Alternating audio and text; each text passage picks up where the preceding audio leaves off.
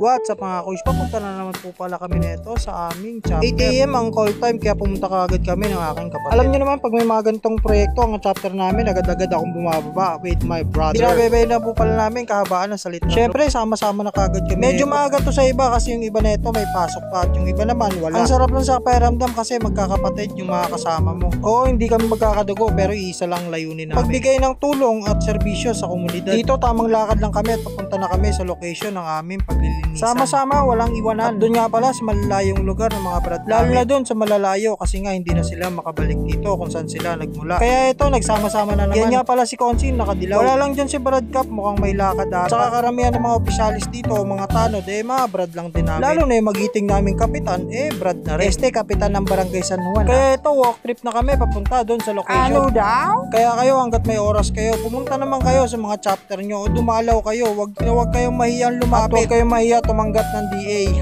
O siya, may nadaanan din pala kami dito, naglilinis ng kanal. Dito pala yan sa May Creek ang aming paglilinisan. Syempre, kailangan linisin para iwas mga lamok-lamok. Alam naman, uso ang dengue. Kaya ano pang hinihintay nyo? Tara na. Dito talagang dalawang isip yung pagbaba. Diyos ko po, dalawa pa naman kaming malaki dyan. Sana huwag ka bumigay, papaya ka. Ay naku, papaya talaga. Pag nag-slide ka dyan, sabihin mo talaga, papaya!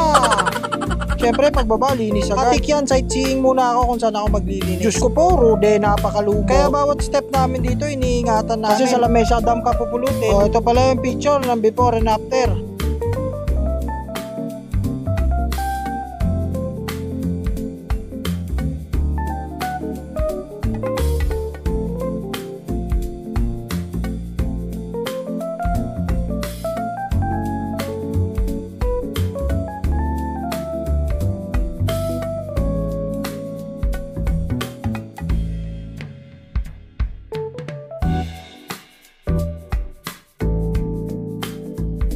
Siyempre, tapos na maglinis, alam nyo na kung anong kasunod. Merienda time na, par! May picture taking muna kami naganap dyan bago kami umalis. Buti na hanapan na kung saan nilalagay yung manaipong basura. Ito nga po pala ang barangay hall ng San Juan. Mabibilis talaga ang gawain pagsama-sama. Andito na po pala kami sa highway. Nagdadalawang isip sa lugaw kasi sa Juan daw sila. Siyempre, tamang hintay lang yung otit sa gilid. Kahit gutom na, grind pa rin. Baka San Juan yun. O siya, ito na napagpasyahan. Sa silugan ang bagsak, alam mo taob yung kanin nito sa dalawang prat. Siyempre, kakamayan natin yung bagong GT namin na si GT.